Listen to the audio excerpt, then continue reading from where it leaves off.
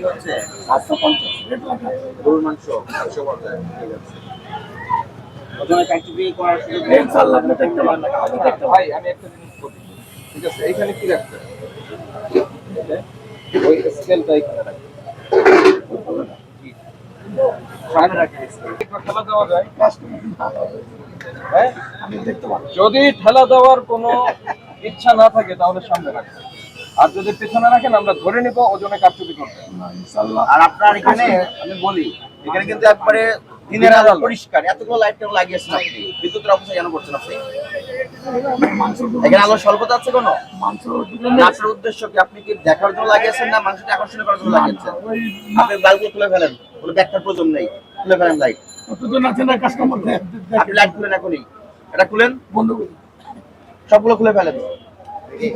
শোনেন, যখন যখন এই শোনেন, এই সন্ধ্যার পরে যদি মাংস থেকে থাকে বিক্রি করতে যান তখন একটা কত সুন্দর দেখা যাচ্ছে। যৌক্তিক একটা কারণ আছে, কিন্তু এখন আপনি কেন লাইট দিয়ে রাখবেন?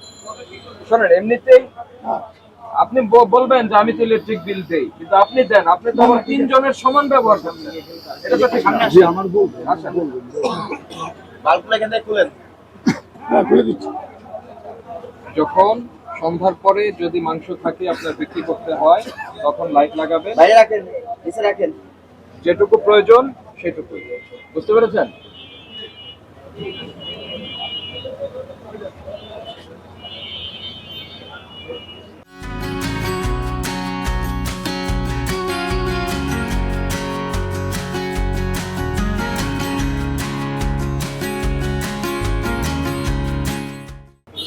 এই লাইট কিনতে কত টাকা লাগে?